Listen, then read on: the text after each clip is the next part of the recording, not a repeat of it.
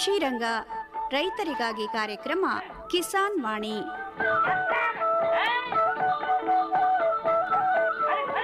ಈ ಕಾರ್ಯಕ್ರಮದ ಪ್ರಾಯೋಜಕರು ಭಾರತ ಸರ್ಕಾರದ ಕೃಷಿ ಹಾಗೂ ರೈತರ ಕಲ್ಯಾಣ ಮಂತ್ರಾಲಯ.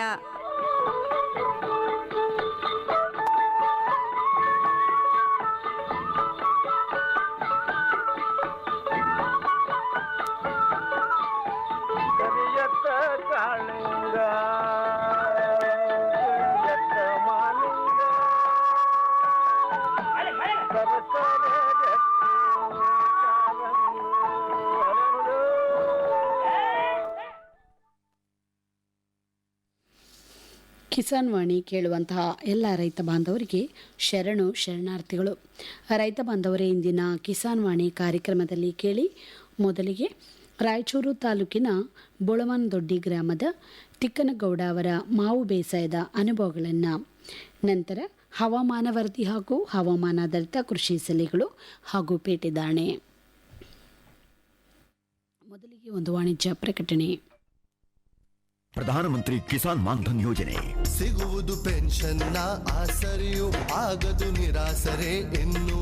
ಸಿಗುವುದು ಸಂತಸದ ಕ್ಷಣವು, ಕಳೆಯುವುದು ಸುಖದಿಂದ ವೃದ್ಧಾಪ್ಯ ರಕ್ಷಿತ ಆಗುವ ಅನ್ನದಾತ ಸುರಕ್ಷಿತ ಆಗುವ ಅನ್ನದಾತ. ಪ್ರಧಾನಮಂತ್ರಿ ಕಿಸಾನ್ ಮಾನ್ಧನ್ ಯೋಜನೆಯಿಂದ ಲಘು ಮತ್ತು ಸಣ್ಣ ಹಿಡುವಳಿದಾರ ರೈತರ ಭವಿಷ್ಯವಾಗುತ್ತೆ ಸುರಕ್ಷಿತ. 60 ವರ್ಷ ವಯಸ್ಸಾದ ನಂತರ 3,000 ರೂಪಾಯಿಗಳ ಮಾಸಿಕ ಪೆನ್ಷನ್ ಖಚಿತ. 55ರಿಂದ 200 ರೂಪಾಯಿಗಳ ಮಾಸಿಕ ಶುಲ್ಕ ನೀಡಿ 18ರಿಂದ 40 ವರ್ಷ ತನಕ ರೈತರು ಪ್ರವೇಶಿಸಬಹುದು. ಈ ಅಂಶದಾನ ಯೋಜನೆಯಲ್ಲಿ ಸರ್ಕಾರ ನೀಡುತ್ತದೆ ಸಮಪಾಲು ಕೊಡುಗೆ. ಎಲ್ಲ ರೈತ ಬಾಂಧವರು ಈ ಸೇವೆಯ ಪ್ರಯೋಜನಕ್ಕಾಗಿ ಜನಸೇವಾ ಕೇಂದ್ರಕ್ಕೆ ಹೋಗಿ ಉಚಿತವಾಗಿ ತಮ್ಮ ಹೆಸರನ್ನು ನೋಂದಾಯಿಸಿಕೊಳ್ಳಿ. ಪ್ರಧಾನಮಂತ್ರಿ ಕಿಸಾನ್ ಮಾನ್ಧನ್ ಯೋಜನೆ ಅನ್ನದಾತರ ಪರಿಶ್ರಮಕ್ಕಾಗಿ ಈಗ, ಪೆನ್ಷನ್ನಿಂದ ಅವರ ಮನೆ ಸುರಕ್ಷಿತ. ಕೃಷಿ ಮತ್ತು ರೈತ ಕಲ್ಯಾಣ ಖಾತೆ ಭಾರತ ಸರ್ಕಾರದ ವತಿಯಿಂದ ಜನಹಿತಕ್ಕಾಗಿ ಜಾರಿ.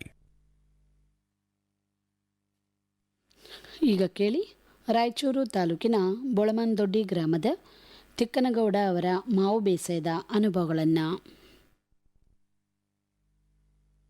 ರೈತ ಬಾಂಧವರಿಗೆಲ್ಲ ನಮಸ್ಕಾರ. ರೈತ ಬಾಂಧವರೇ, ಇವತ್ತಿನ ಕಾರ್ಯಕ್ರಮದಲ್ಲಿ ನಮ್ಮ ರಾಯಚೂರು ತಾಲೂಕು ಆಗಿರ್ಬೋದು, ದೇವದುರ್ಗ ತಾಲೂಕು ಆಗಿರ್ಬೋದು, ಲಿಂಗಸ್ಕೂರು ತಾಲೂಕು ಆಗಿರ್ಬೋದು, ಅಲ್ಲಲ್ಲಿ ರೈತ ಬಾಂಧವರು ಮಾವಿನ ಹಣ್ಣುಗಳನ್ನು ಹಾಗೆಯೇ ಇತರ ಹಣ್ಣುಗಳನ್ನು ಬೆಳೆದು ಚೆನ್ನಾಗಿ ಲಾಭವನ್ನು ಪಡ್ಕೊತಿದ್ದಾರೆ.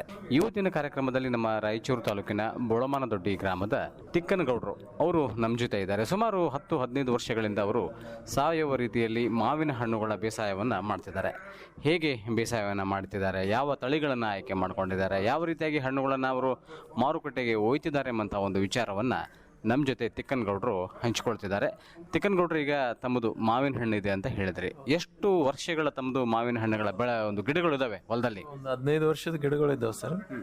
ನಮ್ಮ ಹತ್ರ ವೆರೈಟಿ ಬಂದು ಬೆನಿಷನ್ ಮತ್ತು ಹಿಮಾಯತಿ, ದಸೇರಿ ಮತ್ತು ನಾಟಿ ವೆರೈಟಿಗಳಿದ್ದಾವೆ ಸರ್. ಅಂದರೆ 4 ವೆರೈಟಿಗಳಿದ್ದಾವೆ. ಎಷ್ಟು ಎಕರೆ ಪ್ರದೇಶದಲ್ಲಿ ಎಷ್ಟು ಗಿಡಗಳಿದಾವೆ ನಿಮ್ಮ ಹೊಲದಲ್ಲಿ? 300 ಪ್ಲಾಂಟ್ಸ್ ನಾವು ನಾಟಿ ಮಾಡಿದ್ದೀವಿ ಸರ್. ಅದರಲ್ಲಿ ಸ್ವಲ್ಪ ನೀರಿನ ಅಭಾವ ಮಗದೊಂದಾಗಿ ಸ್ವಲ್ಪ 200 ಪ್ಲಾಂಟ್ಸ್ ನಮ್ಮ ಹತ್ರ ಇದ್ದಾವೆ ಸರ್. ಈ ಸದ್ಯ 200 ಗಿಡಗಳು ತಮ್ಮಲ್ಲಿ ಇದಾವೆ. ಅಂದಾಜು ಹೈಟ್ ಎಷ್ಟದವ್ರಿ ಈಗ ಒಂದು 10-12 ವರ್ಷದ ಗಿಡಗಳು ತಮ್ಮದು? ಇದಾವೆ ಸರ್. ಈಗ ಸ್ವಲ್ಪ ಅಷ್ಟು ನಾವು ಆರ್ಗಾನಿಕ್ ಆಗಿ ಬಿಟ್ಟ ಸಲುವಾಗಿ ಭಾಳಷ್ಟು ಇದು ಇಲ್ಲ, ಫರ್ಟಿಲೈಸರ್ ನಾವು ಕೊಟ್ಟೇ ಇಲ್ಲ ಮತ್ತು ಪೆಸ್ಟಿಸೈಡ್ ಹೊಡೆದಿಲ್ಲಲ್ಲ, ಹಂಗಾಗಿ ನ್ಯಾಚುರಲ್ ಆಗಿ ಬೆಳೆಸಿದ್ದೀವಿ. ಇದಾವೆ ಸರ್, ಒಂದು 10-15 ಫೀಟು ಇದಾವೆ ಸರ್. 16 ಅಡಿ ಇರ್ಬೋದು ಸರ್. ಭೂಮಿ ಎಂತದ್ರಿ, ಏನು ಕೆಂಪದ ಅಥವಾ ಎಂಥ ಭೂಮಿಲಿ ತಾವು ಹಾಕೊಂಡಿರಿ? ನೀರಿನ ವ್ಯವಸ್ಥೆ ಎಲ್ಲ ಹೆಂಗೆ? ಬೋರ್ವೆಲ್ ಐತೆ ಸರ್. ನೀರಿನ ವ್ಯವಸ್ಥೆಗೆ ಸ್ವಲ್ಪ ನೀರು ಕಡಿಮೆ ಇದೆ ಸರ್. ನಾವು 3 ಬೋರ್ವೆಲ್ ಕರೆಸಿದ್ವಿ, 2ರಲ್ಲಿ ನೀರಿಲ್ಲ, ಒಂದರಲ್ಲಿ ಸ್ವಲ್ಪ ಅದಾವೆ ಸರ್. ಭೂಮಿ ಬಂದು ಮರಳು ಮಿಶ್ರಿತ ಪ್ಲಸ್ ಕೆಂಪು ಮಣ್ಣು ಐತೆ ಸರ್. ಕೆಂಪು ಮಣ್ಣು ಮತ್ತೆ ಮರಳು ಮಿಶ್ರಿತ. ಸೈಜ್ ಏನು ಕೊಟ್ಟಿರಿ ಈಗ ಗಿಡದಿಂದ ಗಿಡಕ್ಕೆ ಸ್ಪೇಸಿಂಗ್? 30-35 ಇದೆ ಸರ್. ಅಂದ್ರೆ ಭಾಳ ದೂರ ಇದೆ. ಹೌದು ಸರ್. ಈಗ ಐಡೆಂಟಿಸಿಟಿ ಪದ್ಧತಿನಲ್ಲಿ ಮಾಡಿದರೆ ನಮ್ಮ 4 ಎಕರೆನಲ್ಲಿ 1000 ಗಿಡ ಬೆಳೆಸ್ಬೋದಾಗಿತ್ತು. ನಾವು ಮೊದಲಿನ ಪದ್ಧತಿನಲ್ಲಿ ಬೆಳೆಸಿದ್ದೀವಿ ಸರ್. ಈಗ ಗಿಡಗಳು ಎಲ್ಲಿಂದ ತಂದ್ರಿ? ತಮಗೆ ಮಾಹಿತಿ ಏನಾದರೂ ಸಬ್ಸಿಡಿ ಏನಾದರೂ ತೋಟಗಾರಿಕೆ ಇಲಾಖೆಯಿಂದ ಈ ಗಿಡಗಳು ಎಲ್ಲಿಂದ ನಿಮ್ಗೆ ಏನಾದರೂ ಅನುಕೂಲ? ನಮಗೆ ಮೊದಲು ಅರಣ್ಯ ಇಲಾಖೆಯಲ್ಲಿ ಕೊಟ್ಟಿದ್ರು ಸರ್. ನಂತರ ನಾವು ಬೇರೆ ಹೈದ್ರಾಬಾದ್ ಯಾವ್ರಿಗೋ ಬೇರೆಯವ್ರಿಗೆ ಕೊಟ್ಟಿದ್ದೀವಿ ಸರ್. ಅವ್ರು ತಂದು ಕೊಟ್ಟರು ನಮ್ಗೆ. ನಂತರ ಅವು ಪ್ಲಾಂಟೇಶನ್ ಆಗಲಿಲ್ಲ ಸರ್. ನಾವು ಮಾಡಿದ್ವಿ, ದೊಡ್ಡ ಬ್ಯಾಗ್ನಲ್ಲಿ ತಂದಿದ್ವಿ, 500 ರೂಪಾಯಿಗೆ ಒಂದು ಗಿಡ ಥರ. ಮತ್ತೆ ರೀಪ್ಲಾಂಟ್ ಮಾಡಿಲ್ಲ ಸರ್. ಮತ್ತು ಮಾಡಬೇಕಾಗ್ಯ ಸರ್ ಈಗ ಹೋದಂಥ ಗಿಡಗಳನ್ನು. ಮಾಡ್ತೀವಿ ಸರ್. ಈ ಸಲ ಮುಂದಿನ ಸಲ ಸ್ವಲ್ಪ ಎಲ್ಲ ಕೆಲಸ ಅದ ಅದರಲ್ಲಿ ಹೊಲದಲ್ಲಿ, ಅದೆಲ್ಲ ಕ್ಲೀನ್ ಮಾಡಿಸ್ಕೊಂಡು ಮತ್ತೆ ರೀಪ್ಲಾಂಟ್ ಮಾಡ್ತೀವಿ ಸರ್ ನಾವು. ಈಗ 30-35 ಅಂತರದಲ್ಲಿ ತಮ್ಮದು ಗಿಡಗಳದಾವ. ಈ ಮಧ್ಯದಲ್ಲಿ ಏನಾದರೂ ಬೆಳೆಗಳನ್ನು ಹಾಕೊಂಡೋಗ್ಲಿಕ್ಕೆ ಏನಾದರೂ ವ್ಯವಸ್ಥೆ ಮಾಡ್ಕೊಂಡಿರ? ನಾವು ಈಗಾಗಲೇ ಅಂದ್ಕೊಂಡಿದ್ದೀವಿ ಸರ್, ಬೇರೆ ಬೇರೆ ಬೆಳೆಗಳನ್ನು ಅದರಲ್ಲಿ ಅಂತರ ಬೆಳೆಯಾಗಿ ಬೆಳೆಸ್ಬೇಕಂತ. ನಾವು ಮತ್ತೆ ಕೃಷಿ ವಿಶ್ವವಿದ್ಯಾಲಯದ ವಿಜ್ಞಾನಿಗಳನ್ನು ಕೇಳಿಕೊಂಡು ಅದರಲ್ಲಿ ಶ್ರೀಗಂಧ ಅಥವಾ ಅಂತರ ಬೆಳೆಗಳು ಯಾವಾದರೂ ಬಂದರೆ ಮಾಡ್ಬೇಕು ಅಂದ್ಕೊಂಡಿದ್ದೀವಿ ಸರ್ ನಾವು. ತರಕಾರಿಗಳು ಏನಾದರೂ ಹಾಕೊಳ್ಳೋಕೆ ಅನುಕೂಲ? ಓಕೆ ಸರ್, ತರಕಾರಿಗಳು ಏನಾದರೂ ಬೆಳೆಸ್ಬೋದು. ಅದರಲ್ಲಿ ಕೆಳಗೆ ತರಕಾರಿ ಟಮಾಟ ಬೆಳೆಸ್ಬೋದು ಸರ್, ಮತ್ತು ಕೊತ್ತಂಬರಿ, ಎಲೆ ಪಲ್ಯ ಯಾವುದಾದ್ರೂ ಬೆಳೆಸ್ಬೋದು ಸರ್. ಈಗ ಗಿಡ ಹಚ್ಚಿ ತಮಗೆ ಎಷ್ಟು ವರ್ಷಗಳ ಮೇಲೆ ಕಾಯಿಗಳು ಸ್ಟಾರ್ಟ್ ಆದವು? ಅದು 4-5 ಇಯರ್ಸ್ಗೆ ಸ್ಟಾರ್ಟ್ ಆಗ್ತದೆ ಸರ್. ಅಂದರೆ ಚೆನ್ನಾಗಿ ಬೆಳೆ ಬರಲ್ಲ, ಸ್ವಲ್ಪ ಒಂದು 6-7 ವರ್ಷಕ್ಕೆ ಚೆನ್ನಾಗಿ ಬರ್ತವೆ ಸರ್. ಏನು ಸ್ಟಾರ್ಟಿಂಗ್ನಲ್ಲಿ ಈಗ 2-3 ವರ್ಷ ಆದಮೇಲೆ ಗಿಡಗಳಿಗೆ ತರಬೇತಿ, ಈಗ ಫ್ರೂನಿಂಗು, ಟ್ರೈನಿಂಗು, ಕೆಲವೊಂದು ಕೋಲುಗಳನ್ನು ಹಾಕಬೇಕು, ದೇಕರಿಗೆ ಭಾಳ ಚಲೋ ಮಾಡಬೇಕು. ಯಾಕಂತಂದರೆ ಪ್ರಾರಂಭಿಕ ಹಂತದಲ್ಲಿ ಗಿಡಗಳು ನಮಗೆ ಚೆನ್ನಾಗಿ ನೋಡ್ಕೊಂಡು ಅಂತಂದರೆ ಮುಂದೆ ಕಾಯಿಗಳು ಚಲೋ ಆಗ್ತಾವೆ. ನೋಡಿ ಸರ್, ನಮ್ಮದು ಭಾಳ ಉಳ್ಳಂಥ ಭೂಮಿ ಆಗಿದ್ದಿಲ್ಲ. ಸೊ ಮಾವಿಗೆ ನಾವು ಎಂಥದಂದರೆ ಉರುಳಿ ಬಿತ್ತಿದ್ರೂ ಚೆನ್ನಾಗಿ ಬರ್ತಿರ್ಲಿಲ್ಲ. ಅಂಥ ಹೊಲದಲ್ಲಿ ನಾವು ಮಾವು ಕೊಟ್ಟಿದ್ದೀನಿ ಸರ್, ಅದನ್ನು ಟೇಸ್ಟ್ ಮಾಡಿದವ್ರಿಗೆ ಗುರ್ತು. ಹೌದು, ಅಂಥ ಪರಿ ದಷ್ಟಪಟ್ಟು ಆದ ಹಣ್ಣುಗಳು ಬಂದವ, ಮತ್ತು ಭಾಳ ಸಿಹಿ ಹಣ್ಣು.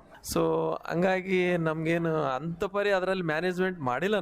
ನಾನು ಮಾಡಿದ್ದಂದರೆ ಬೇರೆ ರೈತರೆಲ್ಲ ಸಾಕಷ್ಟು ಅದಕ್ಕೆ ಕೋಲು ಉಣಿ ಹಂಗೆ ಮಾಡಿ ಹಿಂಗೆ ಮಾಡಿ ಮಲ್ಚಿಂಗ್ ಮಾಡಿ ಏನೇನೋ ಮಾಡಿರ್ಬೋದು, ಆದರೆ ನಾನು ಮಾಡಿಲ್ಲ. ನಾನು ನ್ಯಾಚುರಲ್ ಆಗಿ ಬಿಟ್ಟಿದ್ದೀನಿ, ಒಳ್ಳೆ ಉತ್ಕೃಷ್ಟವಾದ ಹಣ್ಣು ಸಿಗ್ತವೆ. ಈಗ ನೀರು ಬಿಡೋದಾಯ್ತು, ಗೊಬ್ಬರ ಹಾಕೋದಾಯ್ತು, ಯಾಕಂತಂದ್ರೆ ಸಾವಯವ ಪದ್ಧತಿಯಲ್ಲಿ ತಾವು ಬೆಳಿತಿದ್ದೀರಿ ಅಂತ ಹೇಳಿದ್ರಿ.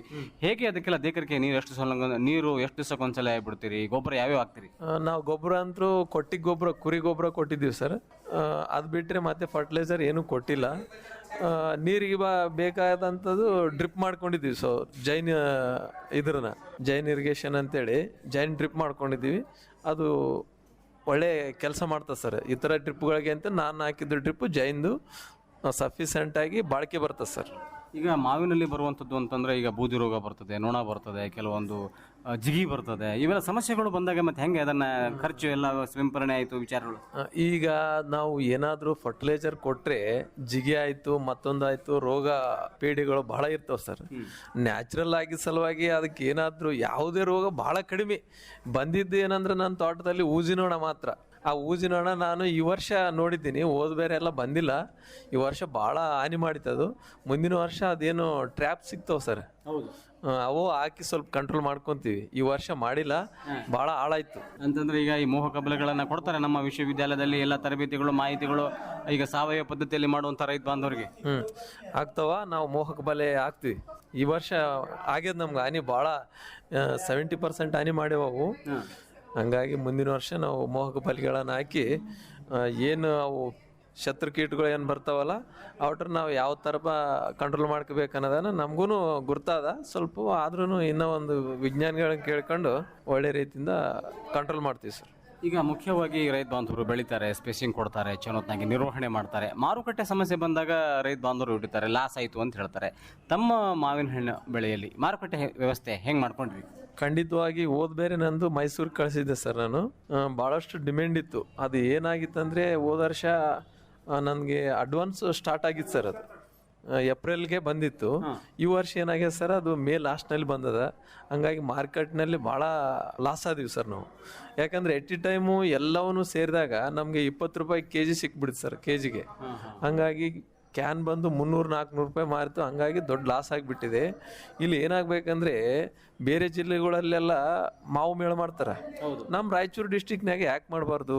ಒಂದು ಕೊಪ್ಪಳಕ್ಕೆ ಹೋಲಿಸ್ಕೊಂಡ್ರೆ ನಮ್ಮ ಡಿಸ್ಟಿಕ್ಕು ಭಾಳ ದೊಡ್ಡದು, ಮತ್ತು ತೋಟಗಾರಿಕಾ ಉತ್ಪನ್ನಗಳನ್ನು ಭಾಳ ಮೊದಲಿನಿಂದಲೂ ಕೂಡ ಬೆಳಿತಾರೆ. ಈ ಭೂಮಿಗೆ ಹೆಂಗಿದೆ ಅಂದರೆ ಶಕ್ತಿ ಭಾಳ ಅದ್ಭುತವಾದ ಶಕ್ತಿ ಇದೆ ನಮ್ಮ ರಾಯಚೂರಿನ ಭೂಮಿಗೆ. ಹಂಗಾಗಿ ನಮ್ಮ ಇಲಾಖಾ ಯೂನಿವರ್ಸಿಟಿಯವರು ಆಗಿರ್ಬೋದು, ತೋಟಗಾರಿಕೆಯವರು ಆಗಿರ್ಬೋದು, ಅದನ್ನ ಯಾಕೆ ಮಾಡಬಾರ್ದು ಅಂತ ನಮಗೆ ಇದನ್ನಿಸ್ತದೆ ಸರ್. ಕಳೆದ ವರ್ಷ ನೋಡಿದಾಗ ಈ ವರ್ಷ ತಮ್ಮದು ಮಾವು ಹೇಗಾಯಿತು?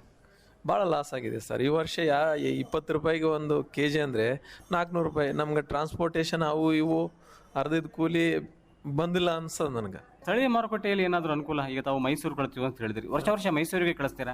ಹೌದು, ಹೋದ ವರ್ಷ ಕಳಿಸಿದೆ ಸರ್. ಹೋದ ವರ್ಷ ನನಗೆ ಮಾರ್ಕೆಟ್ ಆಗಿತ್ತು, ಈ ವರ್ಷನೂ ಕಳಿಸಿದೆ. ಸ್ವಲ್ಪ ಎಡವಟ್ ಮಾಡಿದ್ದೆ ನಾನು. ಹೆಂಗಂದರೆ ನ್ಯಾಚುರಲ್ ಆಗಿ ಮಾಗ್ಸ್ಬೇಕಂತೇಳಿ ನಾನು ಹುಲ್ಲಿನಲ್ಲಿ ಮಾಗ್ಸಕ್ಕೆ ಶುರು ಮಾಡಿದೆ. ಅದು 20 ಡೇಸ್ ಬೇಕಾಗ್ತದೆ ಸರ್ ಮಾಗ್ಲಿಕ್ಕೆ, 15-20 ದಿವಸ ನ್ಯಾಚುರಲ್ ಆಗಿ ನಾನು ಹುಲ್ಲಿನಲ್ಲಿ ಮಾಗ್ಸಕ್ಕೆ ಹೋದೆ. ಅದು ಹಂಗಾಗಿ ಮಾಗಿಸಿ ಹಣ್ಣು ಅಲ್ಲಿಗೆ ಕಳಿಸಿದಾಗ ಅದು ಸ್ವಲ್ಪ ಡ್ಯಾಮೇಜ್ ಆಗಿಬಿಡ್ತು ಸರ್. ಈಗ ಸ್ವಲ್ಪ ದ್ವಾರ ಹಣ್ಣಿದ್ದಾಗ, ಸ್ವಲ್ಪ ಗಟ್ಟಿ ಇದ್ದಾಗನೇ ನಾವು ಮಾರ್ಕೆಟಿಗೆ ಹೋಗ್ಬೇಕಂತ ಇಲ್ಲ, ಈ ಎಲ್ಲ ಒಂದು ವಿಷಯವನ್ನು ಗ್ರಹಿಸ್ಕೊಂಡು ಇದು ಮಾಡಿದಾಗ ನಾನು ಎಡವಟ್ಟಾಯ್ತು ಈ ವರ್ಷ. ಯಾಕಂದರೆ ಹೋದ ವರ್ಷ ಎಲ್ಲ ಅದು ಕಾಯಿ ಏನು 85% ಗಿಡದ ಮೇಲೆ ನಾವು ಇದು ಮಾಡ್ತೀವಿ ಸರ್. ಹಂಗೆ ಕಳಿಸಿದಾಗ ಒಳ್ಳೆ ರಿಸಲ್ಟ್ ಕೊಟ್ಟಿದ್ದು ನಮಗೆ ಹೋದ ವರ್ಷ. ಈ ವರ್ಷ ಸ್ವಲ್ಪ ನಾವು ಮಾಗಾಕಿ ಸ್ವಲ್ಪ ತ್ರಾಸಾಯ್ತು ಸರ್ ನಮ್ಗೆ. ಹೆಂಗ್ರಿ ಈಗ ಇತರ ಬೆಳೆ ನೋಡಿದಾಗ ಮಾವಿನ ಬೆಳೆ ರೈತ ಬಾಂಧವರಿಗೆ ಚಲೋ ಲಾಭ ಬರ್ಬೋದಾ ಅಥವಾ ಹೇಗೆ? ಉತ್ತಮ ಐತೆ ಸರ್. ಬೇರೆ ಬೆಳೆಗಳಿಗೆ ಹೋಲಿಸ್ಕೊಂಡಾಗ ನಾವು ಒಂದು 5-10 ವರ್ಷ ನಾವು ಅದನ್ನ ಕಾಯಿದ್ರೆ ನಮಗೆ 50 ವರ್ಷದವರೆಗೆ ಅದು ತೋಟ ನಮಗೆ ಕಾಯ್ತದೆ ಸರ್. ಹೀಗೆ ಮನೆಯಲ್ಲಿ ಮಾಡೋರಷ್ಟು ಜನ ಇದ್ದೀರಿ, ಇನ್ನು ದನಕರುಗಳು ಮತ್ತು ಮಾವಿನ ಜೊತೆ ಏನೇನು ಬೆಳೆಗಳದು ತಮ್ಮದು? ನಮ್ಮದು ಸ್ವಲ್ಪ ಹತ್ತಿ, ಸ್ವಲ್ಪ ಭತ್ತ, ಸ್ವಲ್ಪ ತರಕಾರಿ ಇರ್ತಾವೆ ಸರ್. ಹಾಂ ಸರ್. ತರಕಾರಿ ಯಾವ್ದು ಹಾಕ್ತೀರಿ? ಟೊಮಾಟೊ ಹಾಕ್ತೀವಿ ಸರ್. ಈಗ ನಮ್ಮ ಭಾಗದಲ್ಲಿ ಸ್ವಲ್ಪ ಹಾಕ್ತೀವಿ ಸರ್. ಇದು ಪಲ್ಕಂ ದೊಡ್ಡಿ, ಊಟ್ಗೂರು, ಕಡ್ಗಮ್ ದೊಡ್ಡಿ ಇವರೆಲ್ಲ ಫುಲ್ ತರಕಾರಿ ಬೆಳೆಸೋರು. ನಾವು ಎಲ್ಲ ರಾಯಚೂರು ವ್ಯಾಪ್ತಿಗೆ ಬರ್ತಕ್ಕಂಥ 4-5 ಪಂಚಾಯತ್ಗಳು ಎಲ್ಲರೂ ತರಕಾರಿ ಇಷ್ಟಿಷ್ಟು ಬೆಳೆಸ್ತಾರೆ ಸರ್. ತರಕಾರಿಯಿಂದ ಚಲೋ ಲಾಭ ಐತೆ ಅಂತ ಹೇಳ್ತೀರಿ? ಸೊ ಅದು ATM ಇದ್ದಂಗೆ ಸರ್. ಯಾರನ್ನ ಕೇಳುವ ಜರೂರು ಬೀಳಂಗಿಲ್ಲ. ನಾವು ಸಾಯಂಕಾಲ ಕಟಾವು ಮಾಡಿ ಮುಂಜಾನೆಲ್ಲ ನಮ್ಮ ಜೋಬ್ನಲ್ಲಿ ದುಡ್ಡು ಇರ್ತಾವೆ ಸರ್. ದಿನ ನಿಮ್ಮ ಕೆಲಸ ಇರ್ತದೆ? ಹಾಂ, ನಮ್ಮ ಕೆಲಸ ಇರ್ತದೆ. ಇವತ್ತು ಕೆಲಸ ಇಲ್ಲಪ್ಪ, ಇವತ್ತು ಮನೆಗೆ ಇರ್ತೀವಿ, ಎಲ್ಲರೂ ಹೋಗ್ಬೇಕು ಅಂತೇನಿಲ್ಲ? ಇಲ್ಲ ಸರ್. ಜೊತೆಗೆ ತಾವು ಹತ್ತಿ ಹಾಕೊಂಡ್ರಿ ಅಂತ ಹೇಳಿರಿ. ಈ ವರ್ಷ ಏನು ಚಲೋತ್ನಾಗಿ ಮುಂಗಾರು ಬೇಗ ಸ್ಟಾರ್ಟ್ ಆಯಿತು, ಮುಕ್ಕಟ್ಟೆ ಇಟ್ಕೊಂಡ್ರ ಕಾಳು? ಹೌದು ಸರ್. ಈ ವರ್ಷ ಹೆಂಗಿದೆ ಅಂದರೆ ಉತ್ತಮವಾದ ವಾತಾವರಣ ಇದೆ ಸರ್ ಬೆಳೆಗಳಿಗೆ. ಮುಂದೆ ಯಾವ ರೀತಿ ರಿಸಲ್ಟ್ ಕೊಡ್ತದೆ ಅಂತ ನಮಗೂ ಗುರ್ತಾಗಂಗಿಲ್ಲ ರೈತರಿಗೆ. ಮುಂದೆ ಏನಾಗ್ತದೆ ಅಂತ ಆ ಭಗವಂತ ನಿರ್ಧಾರ ಮಾಡ್ತಾನೆ ಅದನ್ನು. ಈಗ ಮಳೆ ಬೆಳೆ, ಈಗ ವಾತಾವರಣ ಕೂಡ ಚೆನ್ನಾಗಿದೆ, ಕಾಲಕ್ಕೆ ಮಳೆ ಬರ್ತಾ ಇದೆ. ಮಳೆ ಬರ್ತಾ ಇದೆ, ನೀರು ಬಂದಿಲ್ಲ ಸರ್ ಕೆರೆಗಳಿಗೆ. ಇವತ್ತಿನವರೆಗೂ ಭಾಳಷ್ಟು ನೀರಿಲ್ಲ. ಎಷ್ಟು ವರ್ಷಗಳ ಕೃಷಿ ಅನುಭವ ತಮ್ಮದಿದೆ? ತಾವು ಪ್ರಾರಂಭದಲ್ಲಿ ನಿಮ್ಮ ತಂದೆ ಕಾಲಕ್ಕೆ ನೀವು ಕೃಷಿ ಮಾಡಿದ್ರೆ ಅಥವಾ ಏನಾದರೂ ಶಿಕ್ಷಣ ಮುಗಿಸಿ ನಡಬರ್ಕ ಏನಾದರೂ ಒಕ್ಕಲ್ತನಕ್ಕೆ ಬಂದರೆ ಹೇಗೆ? ನಾನು 45 ಇಯರ್ಸ್ ನನಗೆ. ಅದರಲ್ಲಿ ನಂದು ತುಂಬ ಮೊದಲೆಲ್ಲ ನಾನೆಲ್ಲ ಆಕಳು ಮತ್ತು ಎತ್ತು ಎಲ್ಲ ಗಳೆ ಹೊಡೆದಿದ್ದೀನಿ, ಮೇವು ಕೊಯ್ದಿದ್ದೀನಿ, ಮತ್ತು ಈ ಥರ ಎಲ್ಲ ಕೆಲಸಗಳನ್ನು ನಾನು ಮಾಡಿದ್ದೀನಿ. ತರಕಾರಿ ಮಾರಾಟ ಮಾಡ್ತೀನಿ. ನಾವು ಏನಂದರೆ ತರಕಾರಿ ಮಾರಾಟದ ಅಂದರೆ ಕೆ ಜಿ ಇಲ್ಲ, ನಮ್ಮದೆಲ್ಲ ಹೋಲ್ಸೇಲ್ ಕ್ಯಾನ್ಗಳು ತರೋದು, ಚೀಲಗಳು ತರೋದು, ಹಂಗೆ ತಂದು ಮಾರಾಟ ಮಾಡ್ತಿದ್ದೀವಿ ಸರ್ ನಾವು. ಏನ್ರಿ ಒಕ್ಕಲ್ತನ ನಿಮ್ಮ ಕೈ ಮೇಲೆ ಬಂದಿದ್ಮೇಲೆ ಏನಾದರೂ ಆಸ್ತಿ ಖರೀದಿ ಮಾಡೋದು, ಹೊಲ ಮನೆ ಖರೀದಿ ಮಾಡೋದು ಏನಾದ್ರು ಮಾಡ್ಕೊಂಡ್ರೆ ಹೇಗೆ? ಸರ್, ಅಪ್ಪವ್ರ ಕಾಲದಲ್ಲಿ ಒಂದು 20 ಎಕರೆ 23 ಎಕರೆ ತೊಗೊಂಡಿದ್ರು. ಖರೀದಿ ಮಾಡಿದ್ರಿ? ಖರೀದಿ ಮಾಡಿದ್ವಿ 91-93ನಾಗ. ನಮ್ಮೆಲ್ಲ ಕೂಡ ಫ್ಯಾಮ್ಲಿ ನಮ್ಮದು, ನಮ್ಮ ಕಕ್ಕನವರು ನಾವೆಲ್ಲ 5 ಜನ ನಮ್ಮದು ಕಕ್ಕನವರು. ಮತ್ತು ನಮ್ಮ ಫ್ಯಾಮ್ಲಿಯಾಗ ನಾವು 4 ಜನ. ನಮ್ಮ ಅಪ್ಪಗೆ ಈ ಥರ ಇದೆ ಸರ್. ಅವಾಗ ತೊಗೊಂಡಿದ್ದೆ, ಮತ್ತೆ ತೊಗೊಂಡಾದ್ರನ್ನ ಮಾರಾಟ ಮಾಡಿಲ್ಲ ಸರ್. ಹೇಗೆ ಸಾಧ್ಯ ಐತ್ರಿ 20 ಎಕರೆ ಭೂಮಿ ಖರೀದಿ ಮಾಡ್ಬೇಕಪ್ಪ ಅಂತಂದ್ರೆ? ಅದು ದೊಡ್ಡ ಚಾಲೆಂಜಿಂಗ್ ವರ್ಕ್. ಈಗಿನ ಕಾಲದಲ್ಲಿ 1 ಎಕರೆ ಭೂಮಿ ಖರೀದಿ ಮಾಡೋಕೆ ಆಗೋದಿಲ್ಲ. ತಾವು ಹೇಗೆ ಸಾಧ್ಯ ಆಯಿತು?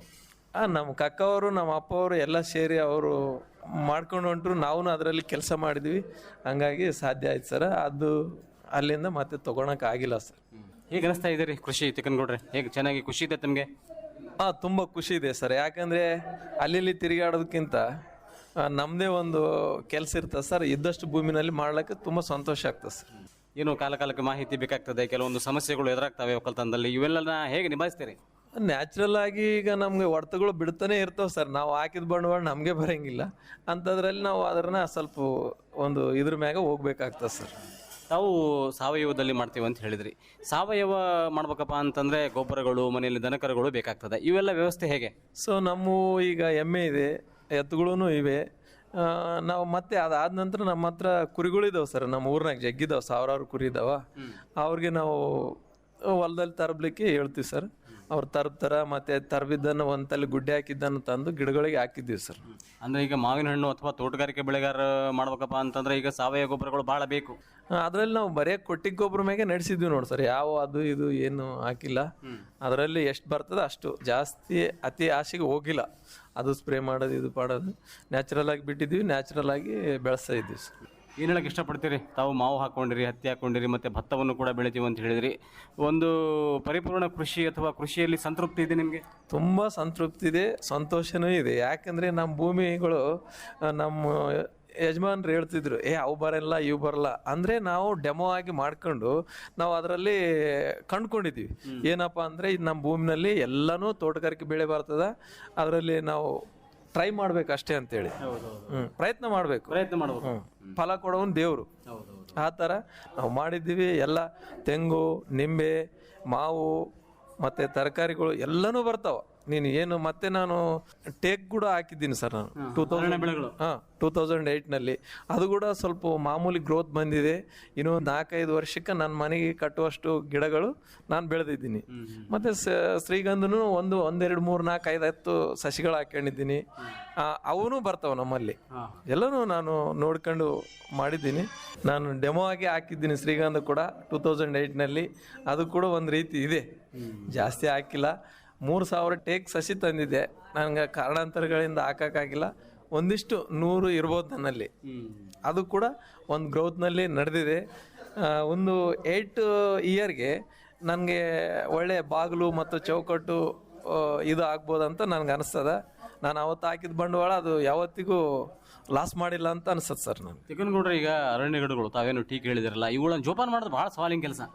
ಹಂಗೇನಿಲ್ಲ ಸರ್, ನಾವು ಆಗಬೇಕು 3 ತಿಂಗಳ ಅದಕ್ಕೆ. ಯಾವಾಗ ಅಂದರೆ ಮಾರ್ಚ್, ಏಪ್ರಿಲ್, ಮೇ ಅದಕ್ಕೆ ಇಷ್ಟು ನೀರು ಕೊಟ್ಬಿಟ್ರೆ ಮತ್ತೆ ಅದು ರಿಟರ್ನ್ ಮಳೆಯ ನೀರು ಸಿಗ್ತದೆ. ಹಂಗಾಗಿ ಅದು ಬರ್ತದೆ. ನಾವು ಟ್ರೈ ಮಾಡಿಲ್ಲ, ನಮ್ಮ ರೈತರು ಸ್ವಲ್ಪ ಮಂದಿ ಟ್ರೈ ಮಾಡಿಲ್ಲ, ಸ್ವಲ್ಪ ಮಂದಿ ಮಾಡ್ಯಾರ, ಇದಾಗಿದ್ದಾರೆ. ಭಾಳಷ್ಟು ಖುಷಿ ಆಯಿತು ತಿಕ್ಕನಗೌಡ್ರೆ ನಿಮ್ಮ ಜೊತೆ ಮಾತನಾಡಿ. ಸುಮಾರು ವರ್ಷಗಳಿಂದ ತಾವು 45 ವರ್ಷ ತಮಗೆ ಈಗ ವಯಸ್ಸು. ಪ್ರಾರಂಭದಲ್ಲಿ ತಮ್ಮ ತಂದೆಯವರ ಒಂದು ಮಾರ್ಗದರ್ಶನದಲ್ಲಿ ಕೃಷಿಯನ್ನು ಮಾಡ್ತಾ ಸಂತೃಪ್ತಿಯ ಜೀವನವನ್ನು ತಾವು ಮಾಡ್ತಾ ಇದ್ದೀರಿ. ತಾವು ಹೇಳಿದ ಪ್ರಕಾರ ತಾವು 10-12 ವರ್ಷಗಳಿಂದ ಮಾವು ಬೆಳೀತಾ ಇದ್ದೀರಿ, ಜೊತೆಗೆ ಹತ್ತಿ ಹಾಕ್ಕೊಂಡಿದ್ದೀರಿ, ಜೊತೆಗೆ ತಾವು ಭತ್ತವನ್ನು ಹಾಕ್ಕೊಂಡಿರಿ, ಮತ್ತು ತಮ್ಮದು ಒಂದು ಎಮ್ಮೆಗಳ ಸಾಕಾಣಿಕೆ ಕೂಡ ಇದೆ. ಸಮಗ್ರ ಬೇಸಾಯವನ್ನು ತಾವು ಮಾಡ್ಕೊಂಡಿದ್ದೀರಿ. ಇತ್ತೀಚಿನ ದಿನಗಳಲ್ಲಿ ಮಾರುಕಟ್ಟೆ ವ್ಯವಸ್ಥೆಗಳಲ್ಲಿ ಸ್ವಲ್ಪ ಏರುಪೇರು ಆದ್ರೂ ಕೂಡ ನಮಗೇನಾಗ್ತದೆ, ಅದನ್ನು ನಿಭಾಯಿಸುವಂತಹ ಒಂದು ಕಲೆ ನಮ್ಮಲ್ಲಿ ಇತ್ತಪ್ಪ ಅಂತಂದರೆ ಖಂಡಿತ ಲಾಭ ಇದೆ. ತಾವು ಹೇಳಿದ ವಿಚಾರಗಳನ್ನು ರೈತ ಬಾಂಧವರು ಗಮನದಲ್ಲಿಟ್ಕೊಂಡು ಸಮಗ್ರ ಕೃಷಿ ಪದ್ಧತಿಯನ್ನಾಗಿರ್ಬೋದು, ಒಂದು ವರ್ಷದ 12 ತಿಂಗಳು ಕೆಲಸ ಸಿಗುವಂತಹ ಒಂದು ಕಾರ್ಯದಲ್ಲಿ ತಾವು ತೊಡಗಿಸ್ಕೊಂಡ್ರೆ ಖಂಡಿತ ಕೃಷಿಯಲ್ಲಿ ತಮಗೆ ಲಾಭ ಇದೆ. ತಮ್ಮ ವಿಚಾರಗಳನ್ನು ರೈತ ಬಾಂಧವರು ಗಮನಿಸಲಿ, ತಮ್ಮ ಕೃಷಿ ಪದ್ಧತಿಯನ್ನು ಇತರ ರೈತ ಬಾಂಧವರು ಅನುಸರಿಸಲಿ ಎಂಬಂಥ ಒಂದು ವಿಚಾರವನ್ನು ನಮ್ಮ ಜೊತೆ ಹಂಚಿಕೊಂಡಿದ್ದಕ್ಕೆ ತಮಗೆ ಎಲ್ಲ ರೈತ ಬಾಂಧವರ ಪರವಾಗಿ ಧನ್ಯವಾದಗಳು ತಿಕ್ಕನಗೌಡ್ರೆ. ನಮಸ್ಕಾರ. ನಮಸ್ಕಾರ ಸರ್, ತಮಗೂ ಧನ್ಯವಾದಗಳು ಸರ್. ನಮಗೆ ಇದಿಷ್ಟು ಮಾಹಿತಿ ಕೇಳೋಕ್ಕೆ, ನಮ್ಮಲ್ಲಿರ್ತಕ್ಕಂಥ ಅನಿಸಿಕೆಗಳನ್ನು ತಿಳಿಸ್ಲಿಕ್ಕೆ ತಾವು ಆಕಾಶವಾಣಿಯ ಅವರಿಗೆ ನಾನು ಧನ್ಯವಾದಗಳನ್ನು ಅರ್ಪಿಸ್ತೀನಿ ಸರ್.